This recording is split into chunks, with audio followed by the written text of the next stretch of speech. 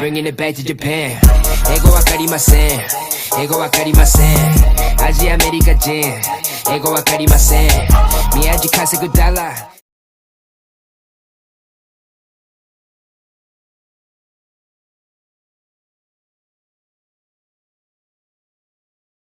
Hello everyone, AtomicDudMan here, and I'd like to welcome you to the Saints HQ, where we talk about everything Saints Row related. Today we will be discussing Volition's 3 biggest mistakes while handling the Saints Row franchise. Also, in my latest video shows that 91.6% of you are not yet subscribed. If you could, please click that subscribe button. It really helps the channel out a lot. What this channel is really about is pure gaming news, game reviews, and a voice for the community's wish list of what we want in feature titles of upcoming video games. I try to upload at least 1 time per week, so if you want to be notified when a new video goes live, shoot that small little bell icon down below.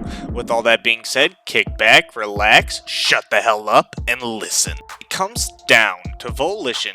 We, as fans, can see 3 major points during the Saints Row series of when things took a turn for the worst and everything went downhill from these points and on.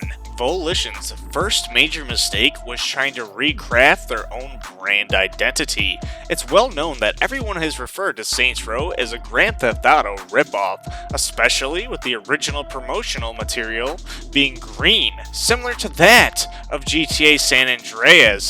Grove Street gang. From that point on, Volition has fought an uphill battle that they were a GTA clone, up until Saints Row the 3rd hit, making Saints Row rebrand themselves as the wackiest gaming experience yet. This is when things really went south for fans of the original series of Saints Row.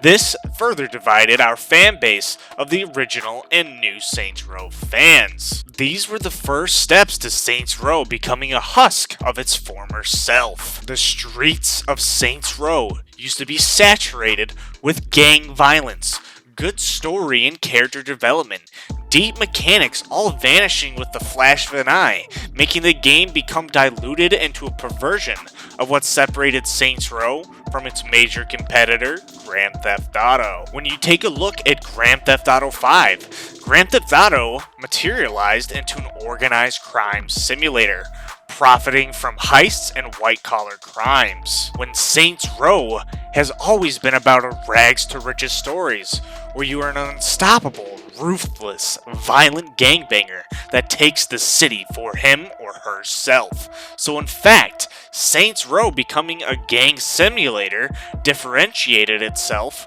from its competitor, GTA, over time, seeing Rockstar Games taking some tidbits from the franchise. Rockstar ultimately took their entire franchise of GTA in an organized criminal enterprise type of direction. Saints Row went in another direction, most curious to fans. The one thing that can be credited to Saints Row the 3rd included these insane flying bikes and VTOLs within the game.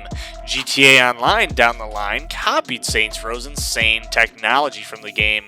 Within today's modern market in 2021, there's a massive niche market for gang violent like video games such as Saints Row 1 and 2, because nobody is making these games anymore. When it comes to the Mafia trilogy, or even to the Saints Row trilogy, to the Godfather trilogy, these types of games are no longer made in this generation, with Grand Theft Auto 5 being ported to not 1, not 2, but 3 console generations and being milked to hell. There are no other games of this nature. It is an absolute fantastic time for Volition to capitalize on this market of gang, murder, and mayhem within Saints Row. Here is Volition's second mistake. Volition just didn't seem to learn as money was flying in. Their second mistake was stripping the Saints Row franchise of all gangs and giving players superpowers to fight aliens within Saints Row 4.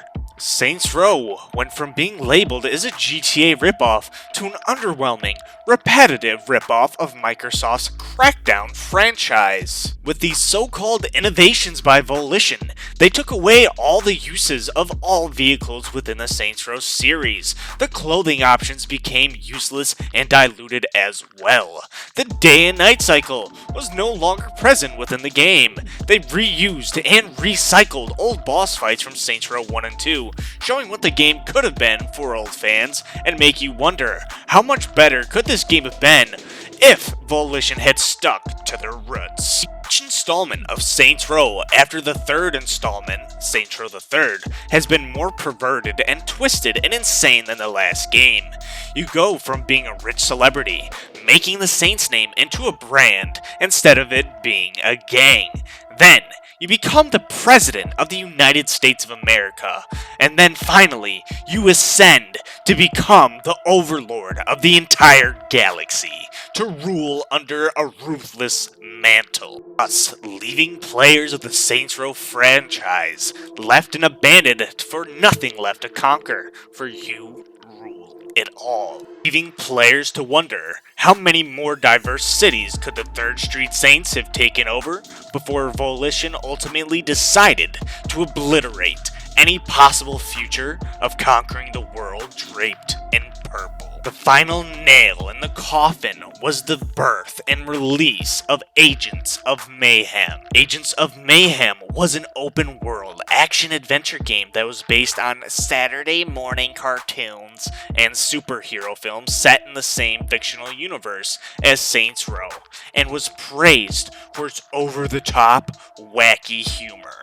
Something that everyone has to understand is that the original Saints Row community that surrounds Saints Row 1 and 2 are die-hard fans of the series. With each installment of Saints Row, after the second game, was a slap in the original fan base's faces. Original Saints Row fans had enough at this point and said enough is enough.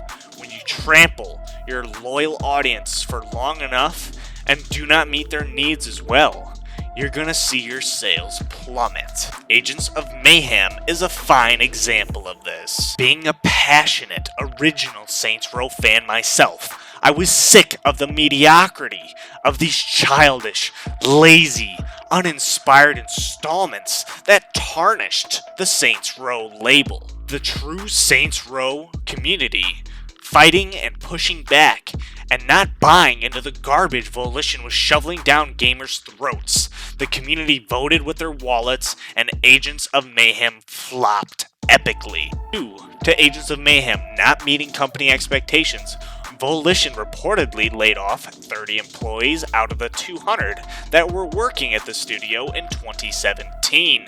One of those who were laid off at the time was the studio manager, Dan Kermack. We currently know as of right now in 2021 that Volition is currently working on another Saints Row installment, codenamed Saints Row. Mr. Saints Godzilla 21 has already played the game and is under an NDA to not disclose any information of the Saints Row game. But it is well known that Mr. Saints Godzilla's 21 favorite Saints Row games are the original of that of Saints Row 1 and 2. He told the Saints Row community to not worry, that we will not be let down by the next installment of Saints Row.